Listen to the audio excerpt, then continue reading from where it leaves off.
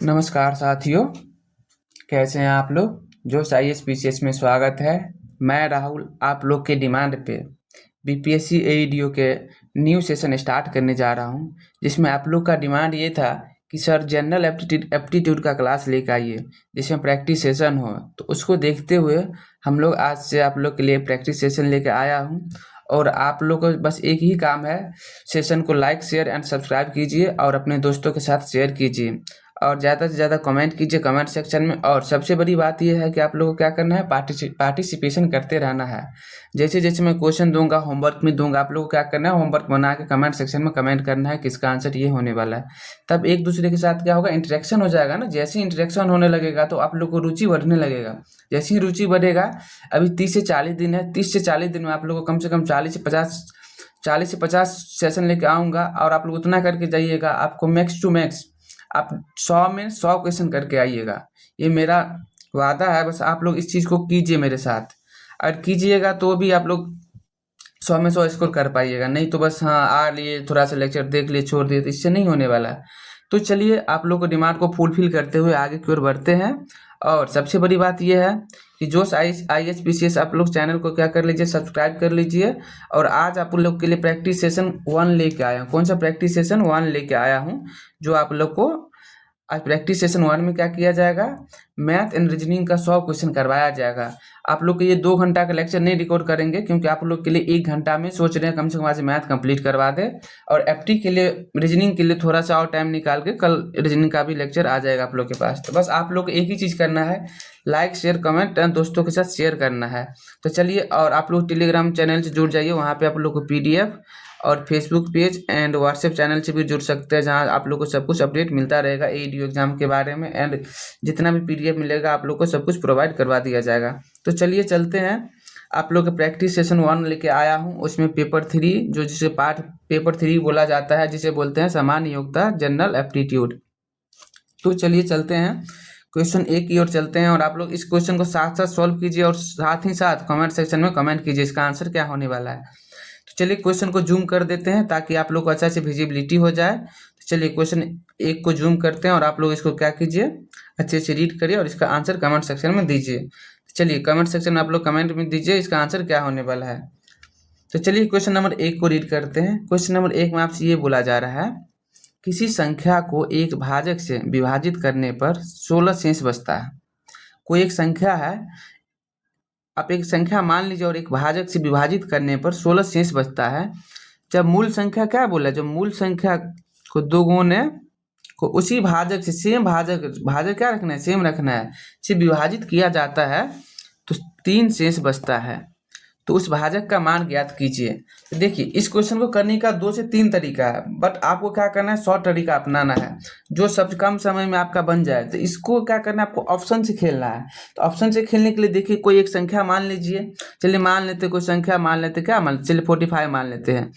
चलिए माना कि संख्या बराबर क्या लेते हैं, कोई संख्या मान लेते कितना, 45। चलिए 1 मिनट पेन और पतला कर लेते हैं। हाँ 45 कोई संख्या मान लेते हैं। और भाजक देखिए, भाजक ऑप्शन, भाजक क्या मान लेते हैं, 29 है। ठीक है, मान लेते हैं भाजक इक्वल टू 29। तो देखिए आप क्या करना है, आपसे क्या बोला जा रहा है, इस क्वेश्चन को पहले समझिए। आपसे ये बोला अकॉर्डिंग द क्वेश्चन में क्या बोला, जब मूल संख्या को क्या कर देंगे, हम दोगुना कर देंगे। जैसे ही मूल संख्या को क्या करेंगे, दोगुना कर देंगे। संख्या को क्या कर देना है, दोगुना।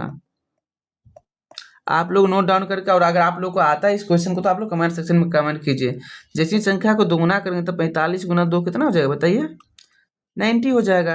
जैसे ही 90 हो गया तो आप लोग क्या कीजिए, अब 29 से 90 में भाग कीजिए, कितना आ जाएगा बताइए। तो आपका कितना आ जाएगा बताइए, 29 दिया 87। तो आपका रिमाइंडर कितना बच रहा है, 3 बच रहा है। तो इसीलिए आप क्या बोल सकते हैं, भाजक आपका 29 हो जाएगा। क्यों, आपका जैसे रिमाइंडर देखिए क्या बोला, रिमाइंडर आपका 3 बचना चाहिए, तो रिमाइंडर आपका 3 बच गया।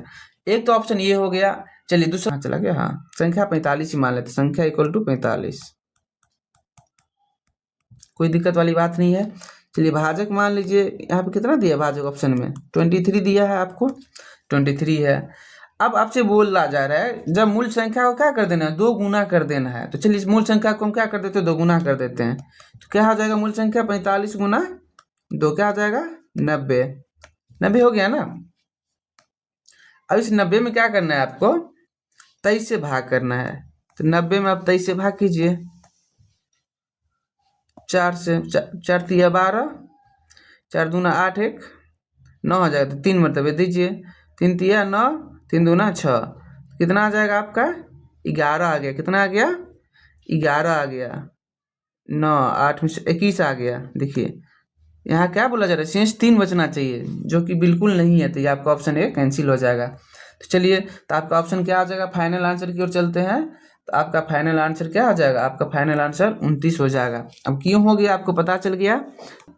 किसी संख्या को एक भाजक से विभाजित करने पे 16 शेष बचता है। तो कोई संख्या मान लीजिए, संख्या इक्वल टू एक्स, क्या मान लेते हैं, संख्या इक्वल टू एक्स, और भाजक को क्या मान लेते हैं, चलिए भाजक को डी मान लेते हैं, कोई दिक्कत वाली बात नहीं है। तो क्या हो जाएगा बताइए बाबू, भाज्य बराबर क्या होता है, भाज्य बराबर भाजक गुना भागफल जोड़ शेष। ये आप लोग को पता है पहले से। तो चलिए इसमें देखिए, भाजक आपको क्या लिखेंगे डी, भागफल नहीं पता तो आप इसको क्यू मान लीजिए, प्लस में रिमाइंडर क्या बच रहा है, फर्स्ट में क्या बोला है, भाग देने पर कितना बच रहा है 16, तो 16। अब भाज्य क्या है, तो आपका भाज्य संख्या क्या माने थे आप लोग, एक्स माने थे। आपका इक्वेशन 1 हो गया। अब देखिए, जब मूल संख्या को दोगुना कर देंगे, जब इस संख्या को क्या कर देंगे, अकॉर्डिंग टू क्वेश्चन, जब मूल संख्या क्या कर देंगे, दोगुना कर देंगे, मूल संख्या क्या कर देंगे, दोगुना, मतलब 2x हो जाएगा आपका। तो क्या हो जाएगा बताइए, भाज्य बराबर क्या हो जाएगा, तो 2x equal to D into Q, plus में रिमाइंडर कितना बच रहा है, शेष में 3 बच रहा है, 2। अब देखिए क्या करना है, समीकरण 2 को, समीकरण 1 को 2 से गुना कर दीजिए और 2 को घटा दीजिए। चलिए 1 को गुना करते 2x equal to 2dq plus में 32, 2x equal to dq plus में 3। देखिए आपको यहाँ पे ये एक चीज़ समझना ये है, क्योंकि यहाँ पे क्या बोला था 16 शेष बचता है, लेकिन यहाँ पे 16 शेष बचना चाहिए, लेकिन बच कितना रहा है 32। तो 32 बच रहा है, यहाँ पे क्या बोला है 3 बच रहा है। तो 32 में से आप 3 घटा दीजिए, 32 में से 3 घटाइएगा तो क्या आ जाएगा आपका आंसर 29 हो जाएगा। तो वही चीज़ यहाँ पे बोला है, क्या हो जाएगा आपका आंसर देखिए भाज्य पहले तो संख्या मान लीजिए, क्या होता है संख्या, अब संख्या को x मान लीजिए और भाजक को d मान लीजिए। तो क्या बोला जा रहा है, भाज्य बराबर क्या होता है, तो भाज्य बराबर क्या हो जाएगा, x बराबर क्या हो जाएगा d, भाज्य बराबर भाजक गुना भागफल जोड़ शेष। का इक्वेशन 1 ये हो गया। इक्वेशन 2 में देखिए, जब मूल संख्या को क्या कर देंगे, दोगुना कर देंगे, मूल संख्या क्या हो जाएगा 2x हो जाएगा आपका, 2x equal to D into Q plus में आपका क्या हो जाएगा, यहाँ पे रिमाइंडर क्या हो जाएगा आर की जगह क्या रख सकते हैं आप बताइए, यहाँ पे तो आर की जगह आप लिख दीजिए 16 और यहाँ पे आप आर की जगह 3 लिख दीजिए।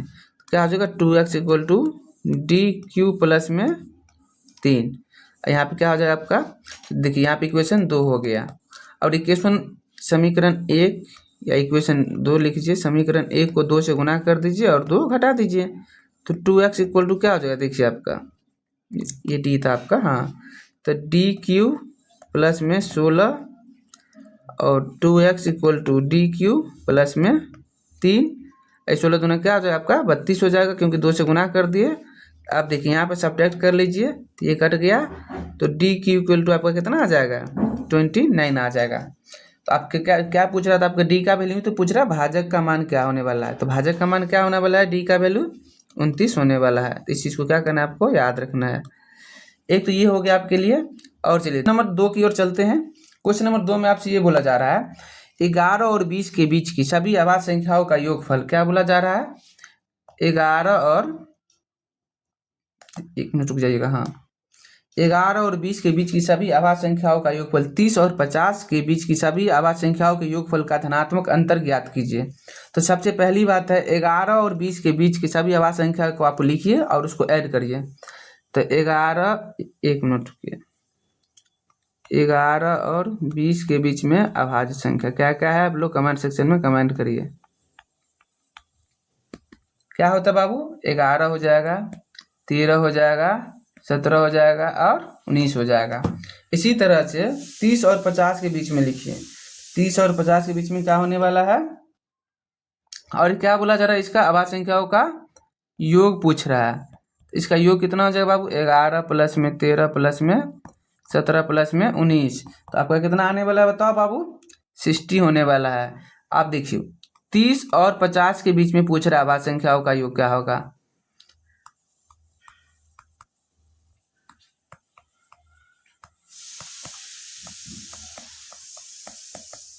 तो देखो जोड़ो, 30 और 30 के बीच में कितना आता है, 31 आता है। इसके बाद क्या आता है, 37 आता है, प्लस में 41 आता है, 43 आता है, प्लस में 47 आता है। तो आप लोग 41 छूट गया बीच में, देखो 1 मिनट को एरेज कर देते हैं। 30 और क्या करना है, 30 और 50 के बीच में अभाज्य संख्याओं का योग निकालना है। 30 और 50 के बीच में क्या आएगा, 31 आ जाएगा आपका, प्लस में क्या आ जाएगा बताओ, 37 आ जाएगा, प्लस में 41 आ जाएगा, प्लस में 43 आ जाएगा और प्लस में 47 आ जाएगा। इस सब का योग करेगा तो कितना आने वाला है, 199 आने वाला है। अब क्या बोला है, दोनों अभाज्य संख्याओं का योग के धनात्मक अंतर ज्ञात करना है, मतलब डिफरेंस ज्ञात करना है। तो दो में से एक को घटा देंगे, तो 199 में से कितना आया, तो पर 60 घटा देंगे, कितना आ जाएगा बताओ, 139। यही आपका क्या हो गया, आंसर हो गया। यही ना पूछ रहा है आपसे यहाँ पे, तो आपका ऑप्शन बी हो गया, कोई दिक्कत वाली बात नहीं है। चलो ऑप्शन नंबर 3 की ओर चलते हैं। तुमसे क्या पूछ रहा है, परिमेय संख्या पूछ रहा है, तो परिमेय संख्या पूछ रहा है तो परिमेय संख्या निकालते हैं। क्या बोला है, 1/4 और 1/2 के मध्य एक परिमेय संख्या ज्ञात कीजिए।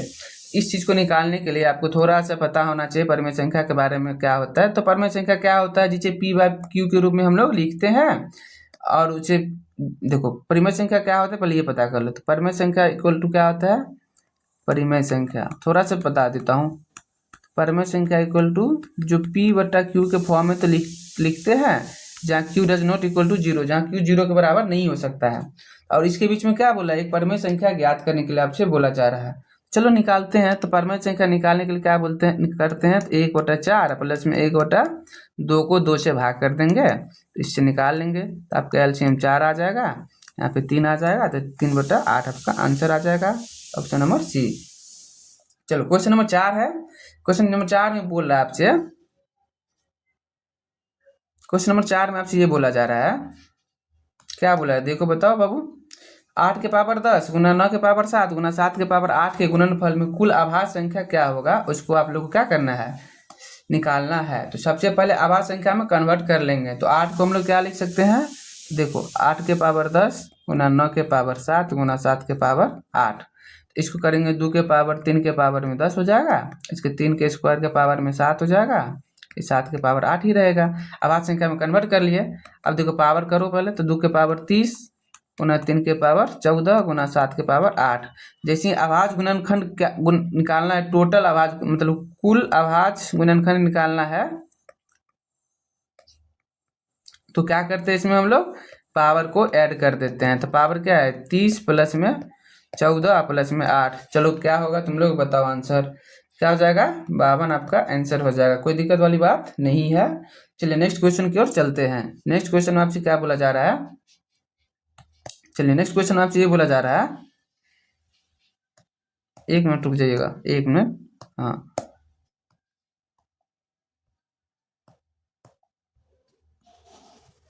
नेक्स्ट क्वेश्चन में देखिए आपसे बोला जाए सबसे बड़ा और छोटा का भिन्न का अंतर ज्ञान। देखो इस टाइप का जब भी क्वेश्चन आया तो क्या बोला जा रहा है, 2/3 3/4 4/5 और 5/6। जैसे कंटिन्यूसली सीरीज होगा ना, 2 से 3 3 से 4 4 से 5 3 से 4 4 से 5 और 5 से 6, जो सबसे बड़ा होगा वही तुम्हारा क्या हो जाएगा, सबसे बड़ा हो जाएगा। तो 5/6 सबसे बड़ा हो जाएगा और 2/3 सबसे छोटा हो जाएगा। और इस दोनों के बीच में क्या बोले, अंतर निकालने के लिए तुम लोग डिफरेंस निकाल लो। तो 5/6 माइनस में 2/3 निकाल लो, क्या आ जाएगा, एलसीएम 6 हो जाएगा, 5 - 4 = 1/6। कोई दिक्कत वाली बात नहीं है। चलो क्वेश्चन नंबर 6 की ओर है। क्वेश्चन नंबर 6 बहुत ही ईजी है, तुम लोग इसको आंसर कर सकता है। क्वेश्चन नंबर 6, क्वेश्चन नंबर 6 में आपसे ये बोला जा रहा है, निम्न में से कौन सा अवसान दशमलव देगा। अवसान दशमलव देने के लिए क्या होता है, अवसान मतलब क्या बोलते हैं उसको बताओ। अवसान मीन्स क्या होता है बाबू, जो शांत दशमलव होता है उसको क्या बोलते हैं? अवसान मतलब शांत दशमलव। शांत दशमलव निकालने के लिए चलो यहीं पे इसको बना लेते हैं। शांत दशमलव निकालने के लिए इसको काटो तो 1/6 आ जाएगा। इसको काट लो 1/12 आ जाएगा। इसको काट लो 1/8 आ जाएगा। जैसे शांत दशमलव निकालने के लिए तुम्हें क्या करना चाहिए? उसके हर में क्या होना चाहिए? हर में 2 या 5 का मल्टीपल होना चाहिए। तो देखो इसके हर में क्या हो जाएगा? 1/2 के क्यूब, यहाँ के 1 गुना 2 के गुना 3, यहाँ पे क्या हो जाएगा? 1 गुना 2 गुना 2 गुना 3। तो यहाँ पे ऑड है, यहाँ पे ऑड है, यहाँ पे देखो इवन है, तो इसलिए आपका आंसर क्या आ जाएगा? आपका आंसर सी हो जाएगा। बाकी कोई दिक्कत वाली बात नहीं है इसमें। चलो थोड़ा सा इरेज कर देता हूँ आप लोग के लिए, बाकी आप लोग समझ गए होंगे शांत अशांत क्या होता है, उतना समझाने की जरूरत नहीं है। तो बाकी आपका आंसर क्या हो गया? आपका आंसर सी हो गया। चलिए क्वेश्चन नंबर 7 की ओर चलते हैं। क्वेश्चन नंबर 7 में आपसे क्या पूछा जा रहा है? देखिए क्वेश्चन नंबर 7 में आपसे ये बोला जा रहा है 2/11 और -5/14 के व्युत्क्रम को गुना कीजिए तो इसका मान क्या होगा? आप लोग बताइए। ये होमवर्क में दे रहा है आपके लिए। क्या है? होमवर्क। बहुत ही बेसिक क्वेश्चन है, आप लोग कमेंट सेक्शन में कमेंट कीजिएगा। 8 नंबर भी आप लोग के लिए क्या है? होमवर्क है। यहाँ पे क्या करना है? सी का वैल्यू निकालना है। चलिए 8 नंबर आप लोग के लिए बता देते हैं। 0.71 - 6c = 0.2। तो आपको कुछ नहीं करना है, यहाँ पे 0.7 = 0.2 × 1 - 6c करना है और यहाँ से सी का वैल्यू निकाल लेना है। बाकी आप लोग कमेंट कीजिएगा। क्वेश्चन नंबर 9 की ओर चलते हैं। 9 में देखिए क्या दिया है? a+ में b इंटू में a माइनस में b, और इसके बाद आपसे पूछ क्या रहा है? धनात्मक वर्गमूल। क्या बोल रहा है? का वैल्यू का धनात्मक वर्गमूल निकालना है।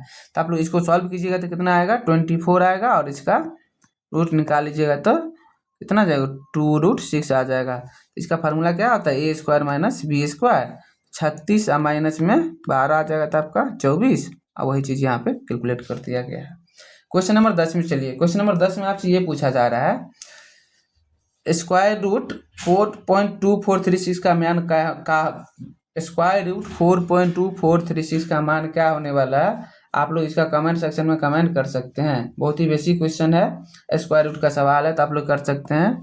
चलिए 42436 अपन में 1000। अब देखिए इसको सॉल्व करने के लिए क्या करना है? तो इसका तो आपको पता है 100 आ जाएगा, और ये किसका स्क्वायर रूट होता है? तो 206 का होता है। तो आप लोग इसको इजीली आंसर कर सकते थे। आपका आंसर क्या हो जाएगा? 2.06। चलिए क्वेश्चन नंबर 11 की ओर चलते हैं। क्वेश्चन नंबर 11 में आपसे क्या पूछा जा रहा है? यदि कोई धनात्मक संख्या है तो आपसे वही पूछा जा रहा है। तो x/2√243 = 218 है, तो x का मान ज्ञात कीजिए। ये बहुत ही बेसिक क्वेश्चन है, आप लोग इसको कमेंट सेक्शन में कमेंट कर सकते हैं। हम बस थोड़ा सा आप लोग को हिंट कर देते हैं।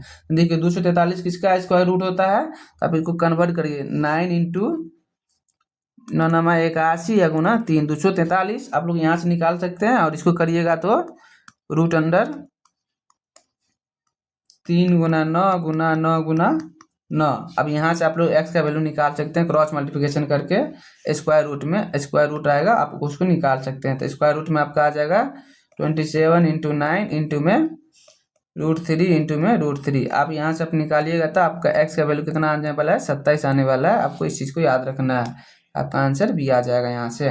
चलिए ये जोड़ है, आप लोग कमेंट सेक्शन में कमेंट करिएगा ये जोड़ का आंसर क्या आने वाला है। ये होमवर्क है, बहुत ही बेसिक क्वेश्चन है। चलिए क्वेश्चन नंबर 13 भी आप लोग के लिए होमवर्क दे रहे हैं, क्योंकि ये भी बोर्ड मार्क्स का रूल है। होमवर्क ही दे रहे हैं आप लोग के लिए। बोर्ड मार्क्स का रूल लगाइए और इसका आंसर कीजिए कमेंट सेक्शन में। इसका माइनस में आएगी, प्लस में आप लोग कमेंट कर सकते हैं। चलिए क्वेश्चन नंबर चलते हैं 14 की ओर। 14 में देखिए आपसे बोला जा रहा है इसका मान निकालिए। चलिए 14 का मान आप लोग निकाल सकते हैं, बहुत ही बेसिक क्वेश्चन है। चलिए इसको भी होमवर्क में देता है, आप लोग क्या निकाल के कमेंट कर रहे हैं, चलो देखते हैं। हाँ देखो क्वेश्चन नंबर 15 बहुत ही बेहतरीन क्वेश्चन है। क्या बोला जा रहा है आपसे? एक कस्बे की वर्तमान जनसंख्या कितना है? प्रेजेंट कितना है पॉपुलेशन? 15,625। यदि 2 क्रमागत वर्षों में क्या होता है? 8% और 12% बढ़ जा रहा है, लेकिन तीसरे वर्ष में क्या होता है? 22% घट जा रहा है। तो तीसरे वर्ष के अंत में कस्बे की जनसंख्या कितनी होगी आपको निकालना है।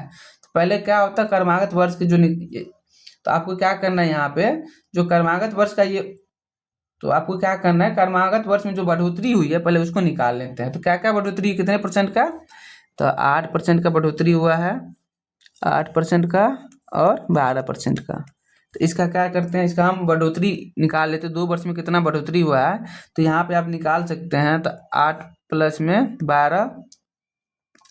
12 गुना 8 अपन में 100। तो आप लोग यहाँ से कैलकुलेट करके निकालिएगा। आप लोग को एक फार्मूला याद होगा, x प्लस में y प्लस में x, y अपन में 100।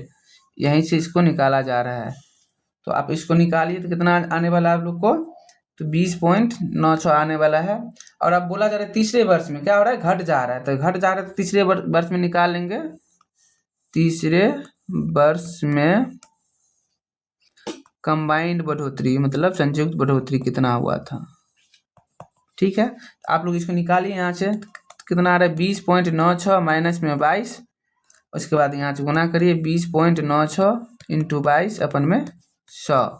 अब यहाँ से कैलकुलेट करके निकालिएगा तो आपको आ जाएगा माइनस में 5.65%। अब बोला जा रहा है आपसे तीसरे वर्ष के अंत में कस्बे की जनसंख्या कितने होगी। तो तीसरे वर्ष में कितना था, 15। पहले तो प्रेजेंट में कितना था, 15,625। और इतना का निगेटिव था तो मतलब 100 में से घटा देंगे तो 94.35 अपन में 100। आप इसको सॉल्व कीजिए और आंसर कमेंट सेक्शन में बताइए क्या होने वाला है। 14,742 पॉइंट कुछ आने वाला है। तो अप्रोक्स में जा सकते हैं, आपका आंसर सी होने वाला है। चलिए नेक्स्ट क्वेश्चन 16 की ओर चलते हैं। क्वेश्चन नंबर 16 में आपसे क्या पूछा जा रहा है, देखिए क्वेश्चन, किसी संख्या के 3/5 के 7/17 का 2/5 भाग 84 है तो उस संख्या का 40% निकालना है आपको। बहुत ही बेसिक क्वेश्चन आपको होमवर्क में ही दे रहे, क्योंकि परसेंटेज का क्वेश्चन आप लोग निकाल सकते हैं। अगर नहीं बन पाएगा तो आप लोग कमेंट कीजिएगा, हम बता देंगे। क्योंकि हम ऐसा क्वेश्चन चाह रहे हैं जो आप लोग से नहीं बनेगा, उसको सोल्व आउट करते हैं जल्दी जल्दी।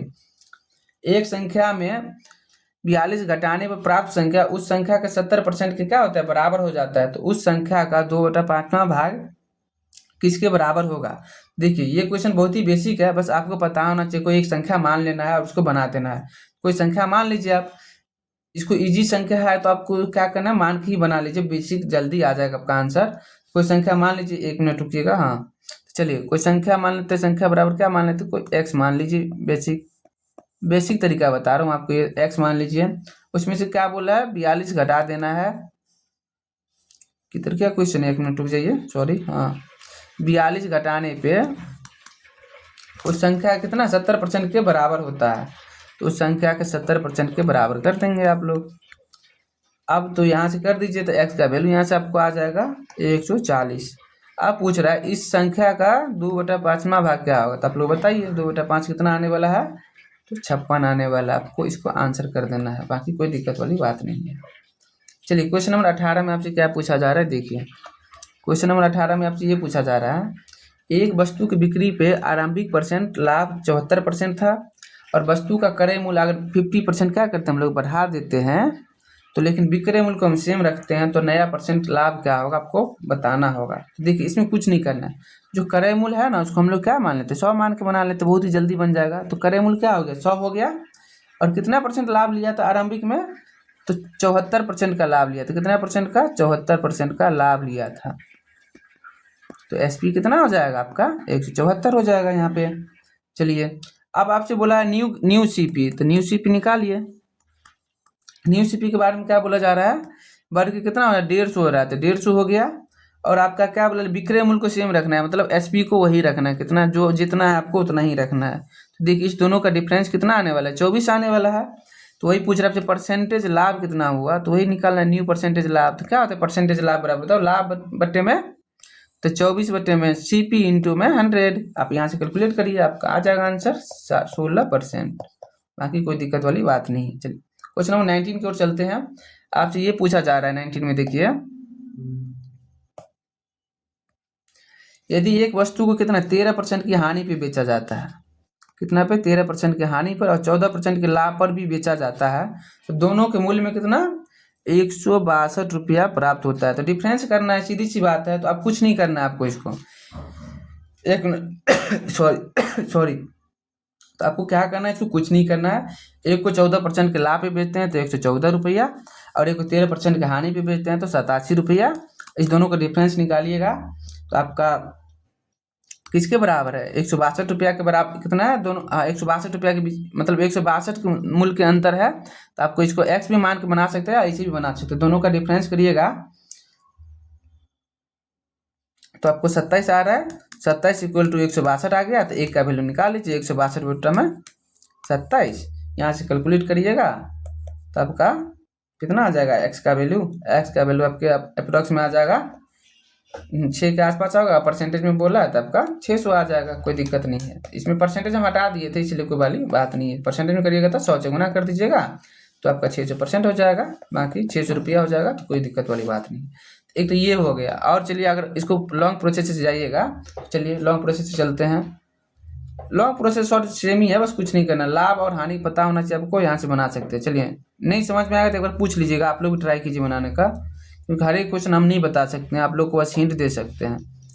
जब x वस्तु का क्रय मूल्य y वस्तु के विक्रय मूल्य के बराबर हो तो 25% का लाभ होता है। तो x और y का रेशियो क्या होगा पूछ रहा है, बहुत ही बेसिक क्वेश्चन है आपसे। देखिए x वस्तु का क्या बोला जा रहा है, x वस्तु का CP इक्वल टू y वस्तु का SP, तो यहाँ से आप निकाल सकते हैं। तो SP अपन में CP क्या हो जाएगा बताओ, x अपन में y हो जाएगा।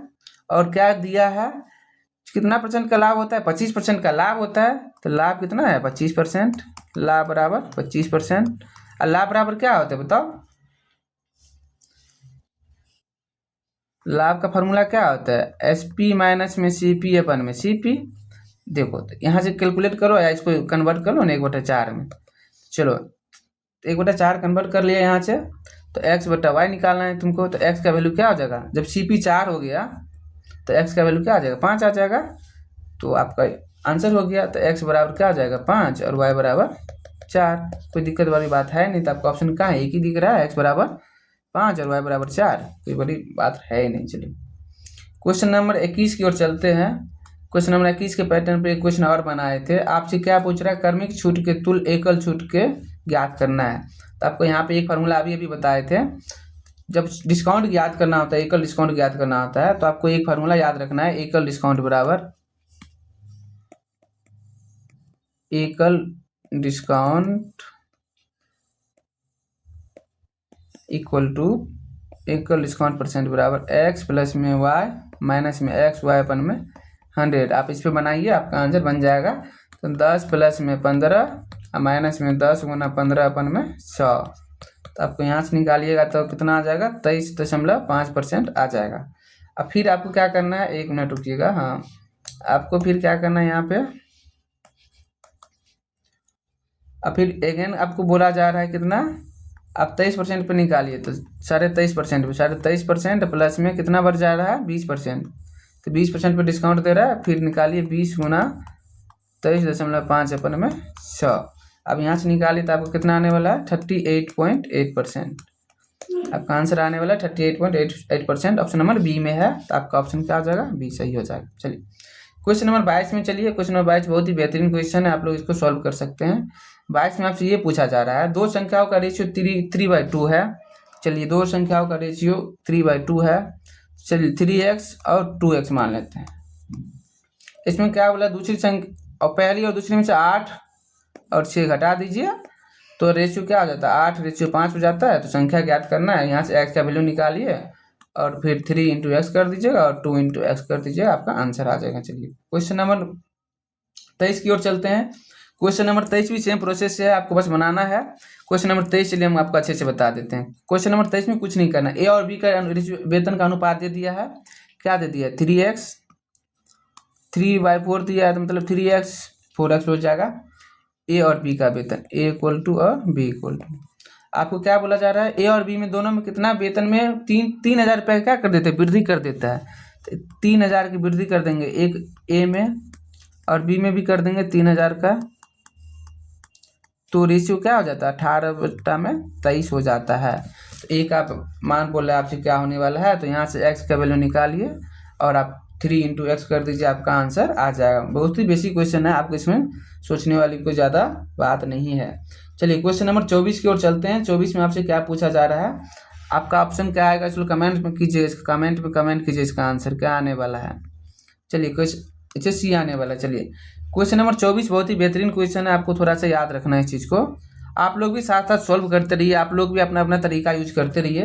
पहले बोला जा रहा है 2 रुपया का सिक्का, 5 रुपया का सिक्का और 10 रुपये का सिक्का का क्या दे दिया है, रेशियो दे दिया है। तो पहले हम लोग लिख लेंगे कौन कौन सा रुपया दे दिया है, ₹2, ₹5 और ₹10।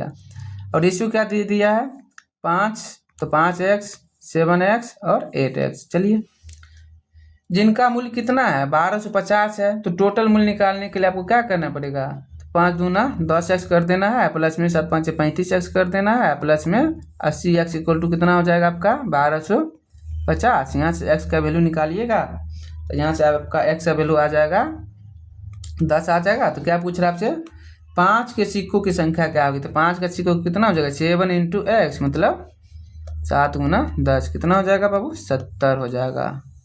चलो क्वेश्चन नंबर 25 की ओर चलते हैं। क्वेश्चन नंबर 25 बहुत ही बेहतरीन क्वेश्चन है। आपको बस कुछ नहीं करना है, थोड़ा सा बस दिन दे दिया और उसको ईयर में कन्वर्ट कर लेना और आपका आंसर आ जाएगा। चलिए क्वेश्चन नंबर पढ़िए। मूलधन कितना दिया है बाबू बताओ, मूलधन कितना दिया है, तो P = 48,750 की। रेट कितना दिया है 16% दे दिया है। आपका दिन दे दिया है, टाइम मतलब 73 डेज। आपको इसमें किसमें कन्वर्ट करना है ईयर में, तो 73 में 365 आपको कन्वर्ट करिए इसको, कितना वर्ष आने वाला है, इतना ईयर आने वाला है। इसको कन्वर्ट करिएगा तो आपको लगभग में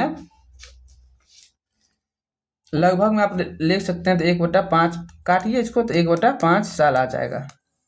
कोई दिक्कत नहीं। आप यहाँ से फार्मूला यूज करिए SI = और आप लोग कैलकुलेट करके बताइए क्या आने वाला है इसका, P × R × T अपन में 100। आप लोग कमेंट सेक्शन में कमेंट करिए SI का वैल्यू क्या आने वाला है। चलिए ये भी आप लोग का होमवर्क हो गया, चलिए बनाइए। हाँ 26 की ओर चलते हैं। 26 में क्या बोला जा रहा है, 26 में बोला जा रहा है 6% की साधारण ब्याज की दर पे। पहले तो 6% साधारण ब्याज लिख लीजिए आप लोग। तो रेट कितना दिया है, दर पे धनराशि 6.5 वर्ष में 834 रुपया हो जाता है। तो प्रारंभ में निवेश की गई राशि क्या थी, तो देखो बहुत ही बेसिक क्वेश्चन है। तो रेट कितना दिया है R = 6%। टाइम भी दे दिया आपको 13 वर्ष, 13.5 वर्ष हो गया आपका, मतलब 6.5 वर्ष। और आपका टाइम दे दिया और आपको क्या दिया मिश्र धन दे दिया, कितना दे दिया है मिश्र धन बताओ, मिश्र धन कितना 834 रुपया हो गया। तो आपको यहाँ से क्या निकालना है, प्रारंभ में निवेश मतलब P निकालना है। तो P = क्या होता है, आप लोग फार्मूला लगाओ और वहाँ से निकालो। तो पहले SI = क्या होता है निकालो, तो क्या हो जाएगा 834 माइनस में P कर देना है और यहाँ से फार्मूला लगा देना है, P × R × T अपन में 100 = 834 माइनस में P। अब यहाँ से कैलकुलेट कर लेना है। चलो कैलकुलेट करके बता देते थे। P कितना है आपका, P नहीं मालूम तो P रख देंगे। R पता है आप लोग को 6% है, टाइम पता है 13/200 हो जाएगा, और 834 माइनस में P। आप लोग क्या करना है, इसको कट करना है। आप लोग कट करके बताइए क्या होने वाला है आपको। ये काटिएगा तो 339, ये यहाँ से काटिएगा तो 2 से कट जाएगा, तो 39 P अपन में 100 आ जाएगा = 834 माइनस P आ जाएगा। और यहाँ से आप लोग P का वैल्यू कैलकुलेट करके बताइए क्या आने वाला है। P का वैल्यू कितना आ जाएगा आपको, यहाँ से 600 रुपया आ जाएगा। तो आपका आंसर ऑप्शन नंबर A आ जाएगा, कोई दिक्कत वाली बात नहीं है। चलिए क्वेश्चन नंबर 27 की ओर चलते हैं। 27 में आपसे क्या पूछा जा रहा है, आप लोग बनाइए और कमेंट सेक्शन में कमेंट कीजिए 27 में पूछ क्या रहा है आपसे। देखिए 27 में आपसे ये बोला जा रहा है 14,500 की धनराशि को 9 वर्ष की वार्षिक साधारण ब्याज की रेट पर कुछ वर्ष के लिए, कौन सा रेट पे बोला जा रहा है, साधारण ब्याज। इस चीज को थोड़ा सा याद रखना है। निवेश किया गया था, इस अवधि के दौरान जो भी ब्याज उसने प्राप्त किया, जैसे अर्जित ब्याज जो था, तो निवेश अवधि कितना था, मतलब यहाँ से टाइम निकालना है। तो बेसिक क्वेश्चन आप लोग निकाल सकते हो, इसमें मेरे को बताने का कोई जरूरत भी नहीं है। तो यहाँ पे आपसे टाइम ही तो पूछ रहा है। बताओ तुम लोग कमेंट सेक्शन में क्या होने वाला है, निकाल लोगे कि बता दूं, बताओ निकाल लेगा ना। चलो ठीक है, तुम लोग निकाल लेगा, मैं समझ गया तुम लोग निकाल लेगा, कोई दिक्कत वाली बात नहीं है। कौन सा फार्मूला लगाएगा, तो SI = P × R × T अपन में 100। यहाँ से लगा के टाइम का वैल्यू तुम लोग बताओ। होमवर्क दे रहा हूँ, चलो तुम लोग के लिए होमवर्क रह गया। दिख रहा है ना क्वेश्चन, कोई दिक्कत नहीं है ना। क्वेश्चन नंबर 28 की ओर चलते हैं। क्वेश्चन नंबर 28 बहुत ही बेहतरीन क्वेश्चन है और ये फेवरेट क्वेश्चन भी है BPSC का। तो चलो 28 की ओर चलते हैं। देखो क्या बोला जा रहा है, एक निश्चित धनराशि को कितना वर्ष में, एक निश्चित धनराशि 40% वार्षिक चक्रवृद्धि ब्याज मतलब CI की दर पे कितने वर्ष के लिए, 2 वर्ष के लिए। इस चीज को थोड़ा सा ध्यान रखना। तो निवेशित किया गया और उस पर ब्याज की गणना वार्षिक आधार पर की गई। यदि ब्याज की गणना कौन से आधार पर किया गया था? वार्षिक आधार पर किया गया था। यदि ब्याज की गणना क्या बोला जा रहा है? इसको अर्धवार्षिक कर देते हैं। तो चक्रवृद्धि ब्याज चक्रवृद्धि आधार पर की गई होती हो तो 2 वर्ष के बाद परिपक्वता पर देय धनराशि कितना अधिक हो जाता है? तो 4544 रुपया अधिक हो जाता है। तो वही पूछ रहा है तुमसे, तो निवेश की गई राशि क्या होगा तुम्हें बताना होगा। चलो कुछ नहीं पता है तुम्हें तो चलो सबसे पहली बात क्या मान लेते हैं, पहले क्या क्या दिया है तो तुम्हें AI निकाल मतलब चक्रवृद्धि ब्याज का मिश्रधन निकालना है तो मिश्रधन को कुछ मान लेते हैं। चलो मिश्रधन इक्वल टू क्या हो जाएगा तुम्हारा A मान लो। और यही बोला है तुम्हें second A2 minus A1 equal to कितना वृद्धि हो गया था? 4544। और तुम्हें यहाँ पे एक चीज समझने वाली बात है, A2 में तुम्हें क्या करना है ना, A2 में तो सब कुछ ओके रखना है, तुम्हें कोई दिक्कत वाली बात नहीं है। बस तुम्हें चेंजेस कहाँ करना है? A1 सॉरी 1 मिनट रुको, हाँ तो A2 इक्वल टू पहले तुम लिख लो, 1 मिनट रुको। हाँ पहले तो तुम मिश्रधन इक्वल टू क्या हुआ, हाँ सब चीज क्वेश्चन को पहले ना तुम्हें ये पता होना चाहिए क्या क्या दिया हुआ है। तो देखो तुम्हें क्या दिया है, रेट दिया है कितना परसेंट? तो 40%। टाइम कितना दिया है? 2 वर्ष। ये चीज तुम थोड़ा सा लिख लो। अब देखो 2 वर्ष पे दिया है, फिर वंस अगेन मतलब वंस अगेन क्या बोला जा रहा है, आपका रेट क्या अर्धवार्षिक हो जाएगा, क्या हाफ ईयरली हो जाएगा। यहाँ पे क्या बोला है? Half yearly. यहाँ पे तो ईयरली का बात कर रहा था, यहाँ पे हाफ ईयरली का बात कर रहा है। तो हाफ ईयरली में क्या होता है ना, तुम समय को क्या कर देता है, समय को क्या कर देगा तुम यहाँ पे समय को क्या कर देगा? दुगुना कर देगा। तो यहाँ पे T2 इक्वल टू क्या हो जाएगा? 2 गुना में 2 कितना हो जाएगा? 4 वर्ष। और रेट को क्या कर देते हैं? आधा कर देते हैं। तो 40/2 कर देंगे तो कितना आ जाएगा? 20% आ जाएगा। इस चीज को यहाँ पे ध्यान रखना होता है। अब क्या करेंगे, यहाँ से निकाल लेंगे। तो मिश्रधन इक्वल टू निकाल लो, मिश्रधन को कुछ मान लो, मिश्रधन को A मान लेते हैं। चलो मिश्रधन इक्वल टू A। अब देखो A2 माइनस में A1 कर देंगे तो कितना दिया है? 4544। अब कुछ नहीं करना है, यहाँ से फार्मूला लगाओ और उसको पुट करके निकाल दो। P/1 प्लस में R/100 के पावर n माइनस में P/1 प्लस में R के पावर 100 के पावर n इक्वल टू 4544। अब क्या करना है, देखो वैल्यू पुट करो। P इंटू रेट यहाँ पे कितना हो गया था? रेट आपको क्या हो गया था इसमें? 1 प्लस में आधा हो गया था ना, तो 100 के पावर n टाइम क्या हो गया था? डबल हो गया था, तो 2 का 4 हो गया था। और यहाँ पे P/1 प्लस में 40/100 के पावर 2 इक्वल टू 4544। अब यहाँ से तुम लोग P कैलकुलेट करके बताओ क्या आने वाला है, क्योंकि अब मैं नहीं बता रहा हूँ, हिंट दे रहा हूँ। 40,000 आ जाएगा। तुम लोग कमेंट सेक्शन में कमेंट बताना सही है कि नहीं। चलो नेक्स्ट क्वेश्चन की ओर चलते हैं। थोड़ा सा इसको इरेज कर लेते हैं थोड़ा सा। क्वेश्चन नंबर 29 की ओर चलते हैं। क्वेश्चन नंबर 29 में आपसे क्या पूछा जा रहा है? देखो क्वेश्चन नंबर 29 में आपसे ये पूछा जा रहा है 8% की प्रति वर्ष की दर से 1 वर्ष 6 महीने में के लिए चक्रवृद्धि 15,625 पर CI का ब्याज क्या होगा जब चक्रवृद्धि ब्याज क्या बोल रहा है? अर्धवार्षिक रूप से संयोजित हो जाता है। देखो ये क्वेश्चन भी बेसिक है, बस यहाँ पे क्या है? अर्धवार्षिक कर दिया गया, बस पता होना चाहिए। देखो मूलधन क्या दिया है? 1 मिनट रुको, हाँ क्वेश्चन नंबर 29 देखो, क्वेश्चन नंबर 29 में क्या दिया? मूलधन क्या दिया है? देखो मूलधन तुमको दे दिया 15,625 दे दिया है ना। रेट देखो कितना दिया है? तो 8% दे दिया है। अब तुम्हें टाइम देखो, टाइम क्या दिया है? 1 वर्ष 6 महीना, 1 वर्ष 6 महीना। तो इसको क्या बोला है? अर्धवार्षिक में करेगा तो कितना हो जाएगा? 3 छमाही हो जाएगा ना, हाफ ईयरली 3 छमाही हो गया। अब बस कुछ नहीं करना है, बस यहाँ पे फार्मूला लगा देना है। तो CI इक्वल टू क्या होता है बताओ? P/1 प्लस R/100 के पावर 100 पावर n माइनस में P। तो यहाँ से कैलकुलेट करो। P तुम्हारा कितना हो गया? देखो 15,625 इंटू 1 प्लस में R के पावर R4/100 के पावर n तुम्हारा कितना हो गया? 3 माइनस में P कितना है? 15,625। तो यहाँ से तुम लोग CI का वैल्यू निकाल के बताओ कितना आ रहा है? तो 1951 आ जाएगा। बाकी कोई दिक्कत वाली बात नहीं है। 1951, 1 मिनट रुकना, क्या होने वाला है, 1951 होने वाला है। बाकी कोई दिक्कत होगा तो तुम लोग कमेंट सेक्शन में कमेंट करते रहना। देखो क्वेश्चन नंबर 30 की ओर चलते हैं। क्वेश्चन नंबर 30 में आपसे क्या बोला जा रहा है, क्वेश्चन नंबर 30 में आपसे क्या बोला जा रहा है बताओ, पढ़ो क्वेश्चन को और तुम लोग सॉल्व करो। 3 वर्ष के लिए, कितने वर्ष के लिए, 3 वर्ष के लिए 15% प्रति वर्ष की दर से किसी राशि के चक्रवृद्धि ब्याज और साधारण ब्याज के मध्य अंतर कितना रुपया है, 283 रुपया 50 पैसा है।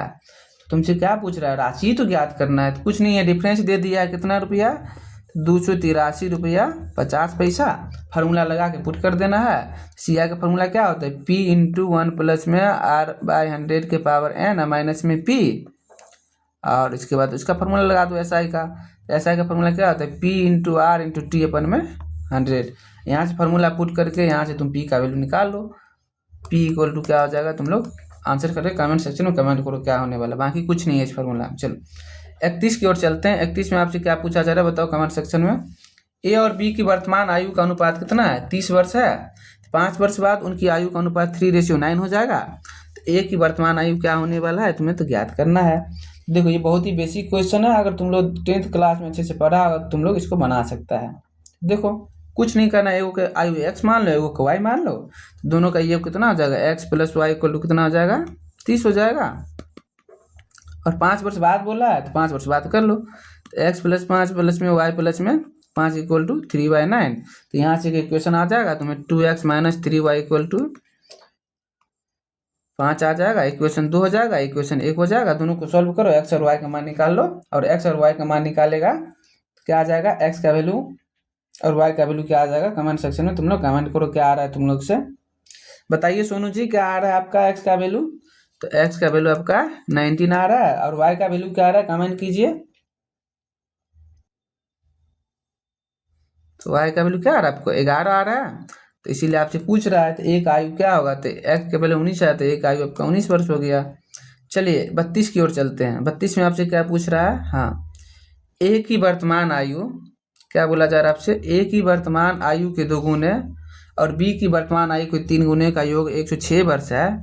ये आप लोग कमेंट करिएगा। ये थोड़ा सा बहुत ही बेसिक क्वेश्चन है, बस थोड़ा सा आप लोग दिमाग, चलिए आपको बता देते हैं, थोड़ा सा हिंट दे देते हैं, होमवर्क में आप लोग बना के लाइएगा, ये होमवर्क में देंगे। लेकिन आप लोग ए की वर्तमान आयु x मान लीजिए, ए बी इसका एज मान लीजिए x, इसका एज मान लीजिए y। क्या बोला जा रहा है, ए की वर्तमान आयु के 2 गुने और बी की वर्तमान आयु के 3 गुने का योग कितना है, 106 है। 2 गुना प्लस में 3 गुना इक्वल टू 106। बी की वर्तमान आयु का 4 गुना, ए की वर्तमान आयु के 3 गुना, तो बी के वर्तमान आयु के 4 गुना और ए की वर्तमान आयु के 3 गुना कितना अधिक है, 11 अधिक है। आपको क्या करना है, यहाँ से सॉल्व करना है इक्वेशन 1 और इक्वेशन 2 को, और वही उसके बाद बोला जा रहा है अब से 4 वर्ष बाद, 4 वर्ष बाद बोलेगा ना, तो ए और बी, तो दोनों में 4 4 ऐड कर देना है, तो आपका आ जाएगा x और y आ जाएगा, तो दोनों का योग कर देना है, तो x और y का ऐड करके प्लस में 8 जोड़ देना है, आपका आंसर आ जाएगा। आप लोग कमेंट करिएगा आपका आंसर क्या आने वाला है। चलिए क्वेश्चन नंबर 33 की ओर चलते हैं। 33 में क्या बोला जा रहा है, बहुत ही बेसिक क्वेश्चन है, सेम प्रोसीजर से बन जाएगा आपसे। 10 वर्ष पहले ए और बी का आयु कितना है, तो 15 वर्ष बाद इतना हो जाएगा। चलिए ये भी होमवर्क में दे रहा है, आप लोग बनाइए। 34 नंबर में चलिए, 7 क्रमागत संख्याओं के एक अनुक्रम पर विचार कीजिए। यदि पहली 5 संख्या, तो पहले तो 7 अनुक्रम संख्या क्या होता है, तो क्रमागत संख्या देखिए, 1 मिनट, क्रमागत संख्या क्या हो जाएगा, 1 2 3 4 5 6 7। उसमें का पहली 5 की बात कर रहा है, तो पहली 5 का 1 प्लस में 2 प्लस में 3 प्लस में 4 प्लस में 5 इक्वल टू एवरेज किसके बराबर है, जेड के बराबर है। तो इसको जोड़िए, कितना आ रहा है, 5 4 9 1 10 5 15, मतलब 3 इक्वल टू जेड बराबर क्या आ गया, 3 आ गया। तो अंतिम 3 से पूछ रहा है, तो अंतिम 3 के बारे में आपसे पूछ रहा है, तो देखिए अंतिम 3 ये हो गया आपका। तो इसको जोड़िए, 5 प्लस में 6 प्लस में 7 का एवरेज पूछ रहा है अपन में 3, तो 6 5 11 7 18 बटा में 3 कितना आ गया, 6। तो देखिए जेड से कितना ज़्यादा है, प्लस में 3 ज़्यादा है, तो आपका आंसर क्या होने वाला है, तो आपका आंसर क्या होने वाला है, जेड प्लस में 3। कहाँ पे ऑप्शन में है? तो ऑप्शन नंबर ए में है। चलिए क्वेश्चन नंबर 35 की ओर चलते हैं, ज़्यादा टाइम ना लेते हुए। क्वेश्चन नंबर 35 को पढ़िए और आंसर दीजिए। एक कक्षा में कितना लड़का और लड़कियां है? तो लड़का बॉयज कितना है? बॉयज 9 गो है। और लड़कियां कितना है? गर्ल्स नहीं पता है, तो बॉयज 9 गो है, लड़की नहीं है, तो एक्स मान लीजिए। एक परीक्षा में लड़कों को 13 औसत अंक प्राप्त हुआ है। कितना औसत अंक? 13 गुना 9 कर दीजिए। और लड़की को कितना प्राप्त हुआ है? 15। तो 15 गुना एक्स कर दीजिए, इक्वल टू, यदि अंकों का कुल औसत कितना है? 1428 है, 14.28 है। तो कक्षा में विद्यार्थियों की कुल संख्या ज्ञात करना है। तो आपको 9 और प्लस एक्स कर देना है, आपका आंसर निकल जाएगा। तो क्या करिएगा आप सबसे पहले? तो सबसे पहले आपको कुछ नहीं करना है, इसको अच्छे से सजा लीजिए। इक्वल टू कितना आ जाएगा आप ये लिख लीजिए। तो 14.28 गुना में लड़की की संख्या कितना था बाबू? तो 9 प्लस इंटू 9 प्लस एक्स, क्योंकि बॉयज और गर्ल्स कितना हो जाएगा? 9 प्लस एक्स हो जाएगा। तो यहाँ से एक्स का वैल्यू निकाल लो। तो एक्स का वैल्यू कितना आ गया? 16 हो गया। तो लड़की की संख्या 16 हो गया, और बॉयज का संख्या कितना है? 9 है। तो टोटल कितना हो गया? 25 हो गया ना। तो यही चीज तो पूछ रहा है आपसे, का 25 आंसर हो जाएगा। कोई दिक्कत वाली बात नहीं है? नहीं है। 36 की ओर चलते हैं। 36 में कुछ नहीं बोला है आपसे, बस 40 छात्रों की आयु का औसत 30 वर्ष है, तो 25 छात्रों का औसत 36 वर्ष है, तो बाकी का पूछ रहा है। बहुत ही बेसिक क्वेश्चन, आप बता सकते हैं। चलिए बताइए क्या होने वाला है। 40 का कितना दिया है? 40 का स्टूडेंट का 30 वर्ष दिया है, और 25 छात्रों का कितना दिया है बताइए? 36 वर्ष दिया है। तो बाकी छात्रों का पूछ रहा है, तो दोनों को घटा देंगे, बाकी 40 माइनस 25 कर देना है। तो आपका आंसर कितना आने वाला है? 300 बटा में 15, आपका 20 वर्ष आ जाएगा। कोई भारी बात नहीं था। कितना आंसर? 20, 1 मिनट रुकिए, 20 वर्ष हो जाएगा। चलिए 37 की ओर चलते हैं। 37 में आपसे क्या पूछा जा रहा है, आप लोग कमेंट करिए। 37 में 4 सप्ताह के अवधि के दौरान क्या बोला जा रहा है? 4 सप्ताह के अवधि के दौरान आवश्यक वस्तु पर एक परिवार का खर्चा कितना है? कितना है बाबू? 1475 रुपया है। पहले 3 सप्ताह के, देखो 3 सप्ताह का दे दिया, पहले कितना था? 4 सप्ताह। 3 सप्ताह के दौरान परिवार में ऐसी वस्तु पर क्रमशः 1200, 1500 और 1800 रुपये खर्चा हो रहा था। साप्ताहिक औसत को बनाए रखने के लिए अंतिम सप्ताह में परिवार ने इन वस्तु पर कितना खर्च किया, वो तुम्हें निकालना है। तो अंतिम सप्ताह पे पूछ रहा है, तो अंतिम सप्ताह को एक्स मान लो एक्स रुपया खर्चा किया है। कितना किया है? तो एक्स रुपया खर्चा किया है। तो एवरेज निकाल लेते हैं पहले। सप्ताह का खर्च कितना है? तो 1200 प्लस में 1500 प्लस में 1875 और प्लस में एक्स डिवाइडेड बाय 4। यहाँ से निकालो कितना आने वाला है? 59। और एवरेज कितना दिया है? 1 मिनट रुक जाना। हाँ, एवरेज कितना दिया है? तो देखो 1475। 1475 गुना में 4 इक्वल टू, तुम यहाँ से करो तो तुम्हारा आ जाएगा 45, 75 प्लस में एक्स। तो यहाँ से एक्स का वैल्यू तुम्हारा निकल जाएगा। तो एक्स का वैल्यू कितना आ जाएगा? 1325 रुपया। ऑप्शन में है कहीं पर 37 में, देखो 1325 रुपया। चलो क्वेश्चन नंबर 38 की ओर चलते हैं। क्वेश्चन नंबर 38 बहुत ही अच्छा क्वेश्चन है, आपसे पूछा जा रहा है। 38 को पढ़िए और आंसर दीजिए। देखिए 38 में क्या बोला जा रहा है आपसे, देखिए 60 किलोमीटर की दूरी पर क्या तय करने में अर्जुन रोहित से 2 घंटे अधिक समय लेता है। यदि क्या बोला जा रहा है? यदि, इसको पढ़िए, अर्जुन अपनी चाल क्या कर दे? दोगुना कर दे, तो रोहित से 1 घंटा कम समय में कम समय लेगा। मतलब अर्जुन की प्रारंभिक चाल ज्ञात करना है। इस क्वेश्चन को ज्ञात करने के लिए कुछ नहीं है, बस थोड़ा सा आपको पता होना चाहिए, समय बराबर दूरी बटा चाल। ये बस एक फॉर्मूला पता होगा, आप लोग बना सकते हैं। सबसे पहले अर्जुन का चाल मान लेते हैं। तो अर्जुन का मान लेते, क्या मान लेते? ये x किलोमीटर से चल रहा था। और रोहित का मान लेते हैं y से चल रहा था। अर्जुन और रोहित कहाँ गया? हाँ, रोहित y, ये x हो गया और रोहित y हो गया। चलिए इसको y मान लीजिए और इसको x मान लीजिए, कोई दिक्कत वाली बात नहीं है। अब यहाँ से कुछ क्या पता है? आपको पता है समय इक्वल टू क्या होता है? समय बराबर क्या होता है बाबू? दूरी अपन में चाल। दूरी अपन में चाल, कुछ नहीं करना है। तो अब देखिए कितना डिस्टेंस है टोटल? तो 60 किलोमीटर तो है ही। तो 60 बटे एक्स हो जाएगा, माइनस में 60 बटे में y हो जाएगा। कितना समय लेता है? तो 2 घंटा का समय लेता है। यहाँ सॉल्व करेगा, आपका आंसर आ जाएगा। सॉल्व करो, इसका आंसर क्या आने वाला है? इसको सॉल्व करेगा तो कितना आएगा बताओ? और सेकंड में क्या बोला जा रहा है, इसको सॉल्व कर लेगा तो तुम्हारा एक इक्वेशन तो एक हो गया, चलो इसको इक्वेशन एक ले लो, कोई दिक्कत वाली बात नहीं है। और देखो तो इसको लिखो 60 अपन में y और माइनस में 60 अपन बाई 2x इक्वल टू 1। क्या बोला, 1 घंटा अधिक समय लेता है, तो इसको क्या करना है, देखो 1 मिनट देखो समझा रहा हूँ। सेकेंड देखो क्या हुआ, हाँ देखो यदि अर्जुन अपनी चाल को क्या कर देता है, दुगुना कर देता है, तो अर्जुन क्या करेगा, अपना चाल को दुगुना कर देगा, तो क्या हो जाएगा 60 अपन में y हो जाएगा।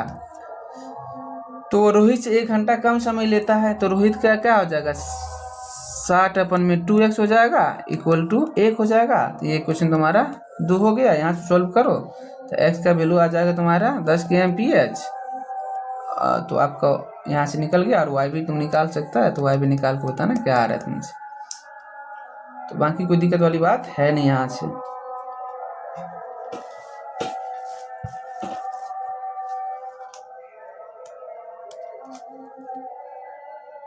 थर्टी 39 की ओर चलो और बताओ, इसके कमेंट सेक्शन में कमेंट करो इसका आंसर। देखो क्या बोला जा रहा है, स्टॉपेज को छोड़कर एक बस की चाल कितना है, 45 kmph है, और स्टॉपेज सहित कितना है उसकी चाल 27 kmph है। तो बस प्रति घंटे कितने मिनट के लिए रुकता है, बस तुमसे ये पूछ रहा है। चलो बताओ क्या होगा, तो चाल का डिफरेंस निकालो पहले, तो कितना हो जाएगा, चाल का डिफरेंस निकालेगा तो 45 माइनस 27 कितना हो जाएगा, घटाओ 45 या माइनस 27 अपन में 45 कितना आ जाएगा बताओ, 18 बट्टा में 45 मतलब 2/5 आवर्स। अब इसको किसी में कन्वर्ट करना है मिनट में, तो 2/5 गुना में 60 कर लो, तो 12 पंचे 60 कितना आ गया, 24 मिनट आ गया ना, कोई दिक्कत वाली बात है नहीं। पहले तो क्या था 45 था, बाद में कितना हो गया 27, बस वही है प्रति मिनट बोला निकालने के लिए, तो घटा करना, कुछ करना ही नहीं था इसमें। अब बिना रुक क्या बोला, बस प्रति घंटे कितने मिनट के लिए रुकती है। ये तो पहले तो जब स्टॉपेज को छोड़ के और एक बार स्टॉपेज सही था, इस चीज़ को याद रखना है। तो स्टॉपेज छोड़ कर कितना 45, स्टॉपेज सहित कितना हो गया, और उसको घटा देना है।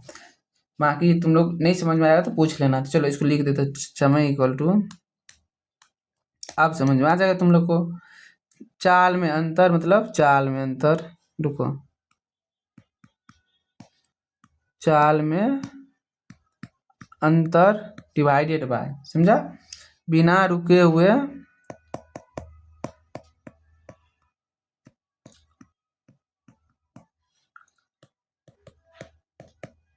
बस की चाल, बस हो गया और कुछ नहीं है इसमें। ये फॉर्मूला लगाओ, आपका आंसर आ जाएगा। बाकी चलो क्वेश्चन नंबर नेक्स्ट की ओर चलते हैं। क्वेश्चन को रीड करो और आंसर दो कमेंट सेक्शन में, क्या होने वाला है। 40 की ओर चलो। एक चोर कितना बता रहा है, देखो एक चोर है जो कितना 400 किलोमीटर की दूरी स्थित एक शहर की और कितना 60 kmph से चलता है, शिकार चलाते हुए भाग जाता है, और सिर्फ 30 मिनट बाद पुलिस जी आते हैं, और 30 मिनट बाद क्या करते हैं, चोर को पकड़ने के लिए उसका क्या करते हैं, पीछा करते हैं।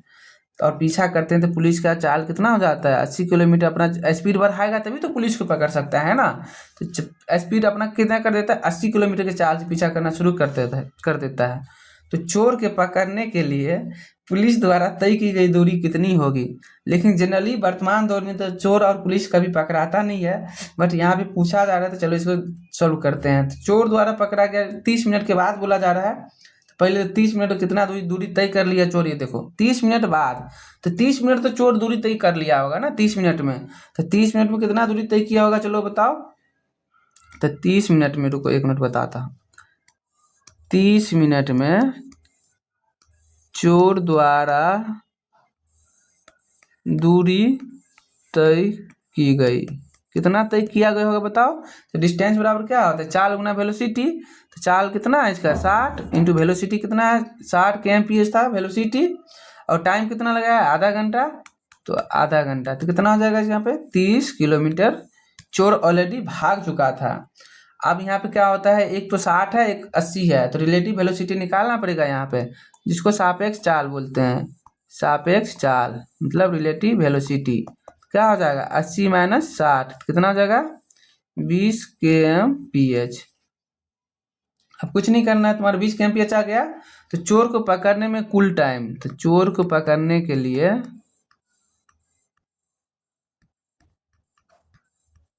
तो टाइम बराबर क्या होता है बाबू बताओ, डिस्टेंस अपन में वेलोसिटी। तो वेलोसिटी रिलेटिव वेलोसिटी, तो 30 अपन में 20, तो कितना आ जाएगा 3/2 आवर्स आ गया। अब देखो तो पुलिस द्वारा तय की गई दूरी, तो पुलिस कितना दूरी तय किया होगा, तो पुलिस द्वारा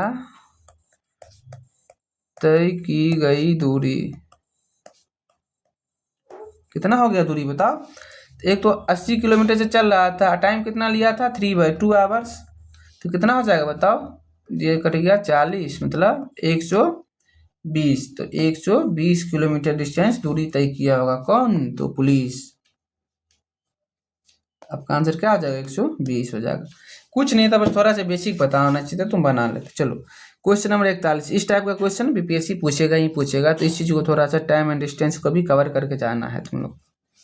एक रेलगाड़ी है जिसमें 45 kmph से चल रही है, और इस रेलगाड़ी द्वारा कितना 64 सेकंड में तय की गई जाने वाली दूरी की गणना ज्ञात कीजिए। तो ये कुछ नहीं है, तुमसे क्या पूछ रहा है, दूरी पूछ रहा है, तो दूरी बराबर क्या होता है, चाल गुना समय।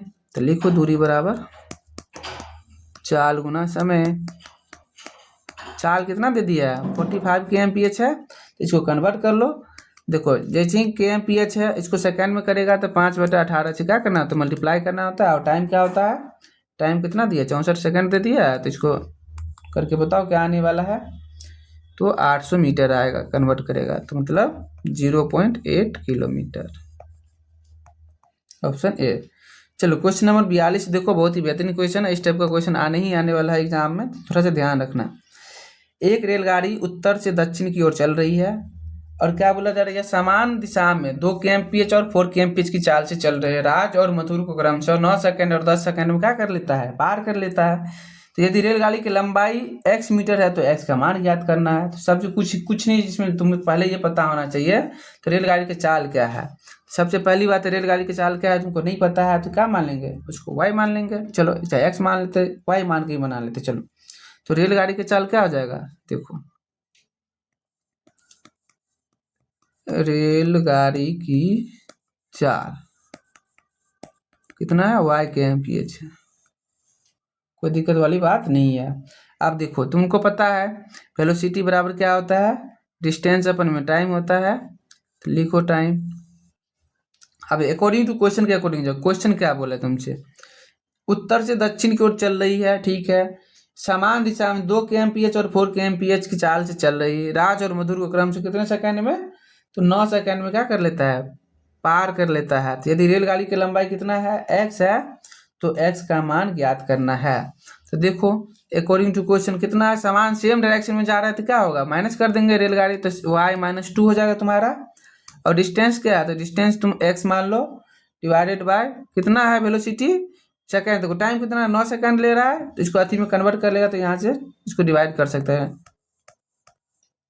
तो यहाँ से तुम्हारा आ जाएगा y = 400x प्लस में 2, इक्वेशन 1 आ गया तुम्हारा। देखो यहाँ रिलेटिव वेलोसिटी निकालेंगे, तब वेलोसिटी बराबर डिस्टेंस कितना था, डिस्टेंस x मान लेते हैं, रेलगाड़ी की लंबाई x बोला है, तो x डिवाइडेड बाय इतना हो गया, कोई दिक्कत वाली बात नहीं। अब देखो सेकंड में क्या बोला रहा है, 4 kmph की चाल से चले मधुर, तो मधुर कितना चल रहा है 4 से, तो यहाँ पे क्या हो जाएगा y-4 हो जाएगा ना। और कितना डिस्टेंस है x है, और कितना टाइम ले रहा है, तो 10 सेकंड ले रहा है, तो 10 बटा में 3600। और यहाँ से फिर से y निकालो, तो यहाँ से तुम y निकालेगा तो कितना आ जाएगा 360x प्लस में 4 आ जाएगा, इक्वेशन 2 आ जाएगा। और इसको क्या करना है, तुम्हें सॉल्व कर लेना है, और इसका आंसर बताओ क्या आने वाला है। तो x का वैल्यू कितना आ जाएगा, तो x का वैल्यू तुम्हें आ जाएगा 50 मीटर। और y का क्या आएगा, तुम लोग कमेंट सेक्शन में कमेंट करो। तुमसे x का ही तो पूछ रहा है, तो x का निकालो, y का फिर x का आ जाएगा, तो y का निकालना, तो x बराबर 50 मीटर। चलो क्वेश्चन नंबर 43 की ओर चलते हैं। इसमें आपसे क्या पूछा जा रहा है, देखो इरेज कर लेते हैं थोड़ा सा। हाँ 43 में आपसे ये बोला जा रहा है 54 kmph की चाल से चल रही एक रेलगाड़ी 90 मीटर लंबे प्लेटफॉर्म को कितना सेकंड में पार कर लेता है, 60 सेकेंड में पार कर लेता है। ये क्वेश्चन अच्छा है, तुमको ध्यान में रखना चाहिए। पहले बात क्या है, वेलोसिटी कितना दिया है 54 kmph, तो वेलोसिटी इक्वल टू 54 kmph। इसको कन्वर्ट कर लो सेकेंड में, तो 54 गुना में 5/18 कर लेगा तो कितना आ जाएगा 15 मीटर पर सेकंड आ गया तुम्हारा। कोई दिक्कत वाली बात नहीं है। अब तुमसे ये बोल रहा है कितना बड़ी लंबी गाड़ी है, तो 90 मीटर लंबे प्लेटफॉर्म है। पहले तो ये पता होना चाहिए। तो देखो रेलगाड़ी की लंबाई तुम्हें नहीं पता है तो इसको x मान लो। चलो रेलगाड़ी की लंबाई x मान लेते हैं। रेलगाड़ी की लंबाई x, तो चाल बराबर क्या होता है, दूरी बटा समय होता है। तो वेलोसिटी बराबर क्या होता है, दूरी कितना हो जाएगा x, प्लस में कितना है प्लेटफॉर्म की लंबाई 90 मीटर है, प्लस में 90 अपन में टाइम कर दो। टाइम कितना है तुम्हारे पास 60 सेकेंड है, तो यहाँ से निकाल लो तो x का वैल्यू आ जाएगा तुम्हारे पास। अब वेलोसिटी कितना दिया है तुम्हारा 15 मीटर पर सेकंड आ गया, x प्लस में 90 डिवाइडेड बाय 60, देखो कितना आ जाएगा तुम्हारे यहाँ से x का वैल्यू, तो x का बराबर आ जाएगा 810 मीटर। 810 मीटर आ गया तुम्हारा, टाइम आ गया, मतलब डिस्टेंस x का वैल्यू आ गया तुम्हारा, रेलगाड़ी की लंबाई आ गया। तो टाइम निकालो यहाँ से, टाइम बराबर क्या आ जाएगा डिस्टेंस अपन में वेलोसिटी, तो कितना आ जाएगा बताओ 54 सेकंड आ गया ना। कोई दिक्कत वाली बात नहीं है। चलो क्वेश्चन नंबर 44 है, बहुत ही अच्छा क्वेश्चन है, तुम लोग इसको बना सकता है, थोड़ा सा दिमाग लगाओ, बाकी कोई दिक्कत वाली बात नहीं है। देखो क्या दिया, रेशियो दिया हुआ है। पहले तो 2 रेलगाड़ी है, एक ही समय पर 2 स्टेशन से क्या करता है चलना शुरू करता है। एक रेलगाड़ी, 2 रेलगाड़ी है, एक मिनट रुको, 2 रेलगाड़ी ए, एक है बी, एक ही समय पर दो स्टेशन से चलना शुरू करता है। तो एक मान लो ये 9 बजे चलता है AM में, और ये भी 9 AM में चलता है, ठीक है, कोई वाली बात नहीं है समझने। और क्रम से कितना वेलोसिटी है, एक का है 30 kmph, इसका है 35 kmph। कि चाल से एक दूसरे की ओर बढ़ती है, जब वो मिलती है तो देखो जब A यहाँ पे आएगा, देखो बता रहा हूँ, B यहाँ पे आ रहा है और A यहाँ पे आकर जब मिलता है तो एक रेलगाड़ी दूसरी रेलगाड़ी से 30 किलोमीटर कितना दूरी तय कर लेता है, 30 किलोमीटर अधिक दूरी तय कर लेता है। तो यही चीज तो समझना है। तो दोनों स्टेशन के बीच की दूरी क्या होगा वो तुम्हें ज्ञात करना है। तो सबसे पहली बात ये है, तो वेलोसिटी तुम्हारा, देखो टाइम तो यहाँ पे कांस्टेंट दिख रहा है, तो टाइम कांस्टेंट हो गया तुम्हारा। तो चाल देख लो, वेलोसिटी क्या हो जाएगा 30:35 हो जाएगा, मतलब 6:7 हो जाएगा। कोई दिक्कत वाली,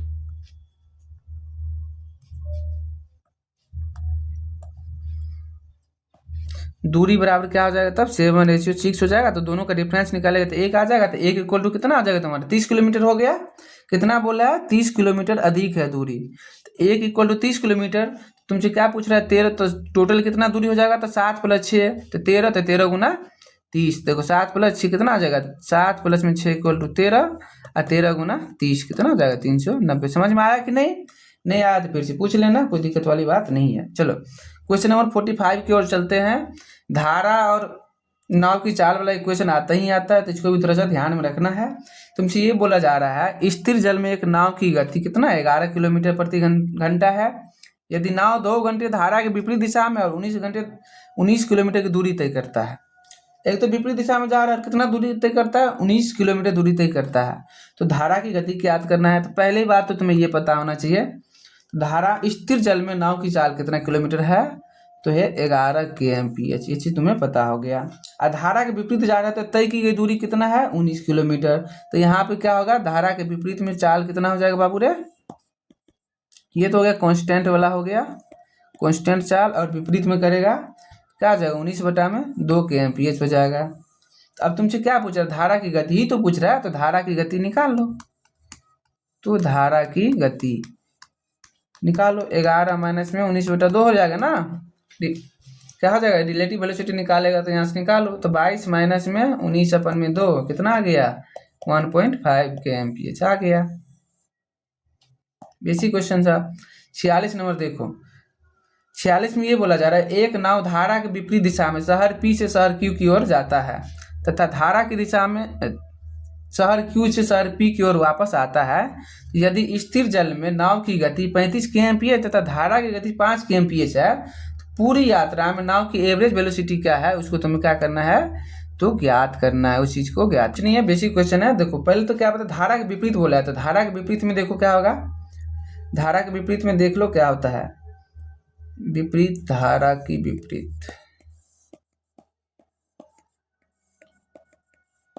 धारा के विपरीत को बी मान लो, विपरीत चाल क्या होगा बताओ, विपरीत में जाएगा तो 35 माइनस 5 हो जाएगा, मतलब 30 के एम्पियर आ गया तुम्हारा।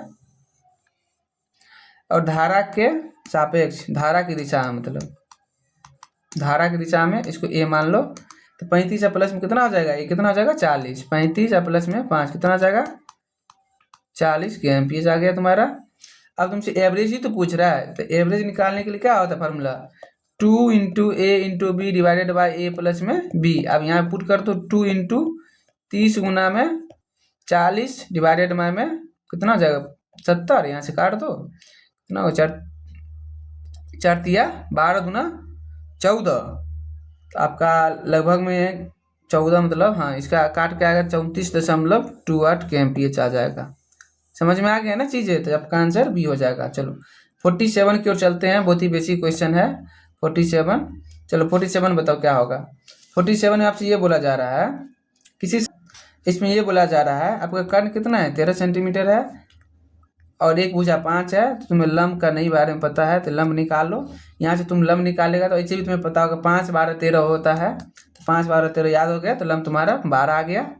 अब यहाँ से तुम्हें क्या समकोण त्रिभुज की लंबाई तो ज्ञात करना है, क्षेत्रफल ही तो ज्ञात करना है, तो एरिया बराबर क्या होता है, एरिया देखो तो क्या हो जाएगा बताओ, क्षेत्रफल बराबर क्या होता है बताओ, समकोण त्रिभुज का क्षेत्रफल 1/2 गुना बेस गुना आधा हाइट, तो 1/2 गुना बेस कितना है 5 गुना हाइट कितना है 12, तो यहाँ से 6 तो कितना आ जाएगा 30 सेंटीमीटर आ जाएगा स्क्वायर। ऑप्शन नंबर सी की ओर जाओ। चलो क्वेश्चन नंबर 48 की ओर चलते हैं। क्वेश्चन नंबर 48 में आपसे ये बोला जा रहा है 150 मीटर व्यास वाले एक वृत्ताकार मैदान के परिधि 3 मीटर की समान चौड़ाई वाले वृत्ताकार पथ पर, तो वृत्ताकार पथ का क्षेत्रफल ज्ञात करिए। ये तो बेसिक क्वेश्चन है, कुछ नहीं। फिर से देखो एक सर्कल है और इसके बीच की लंबाई जो है तुम्हारे पास, एक मिनट रुकना इसको इरेज कर देता हूँ थोड़ा सा।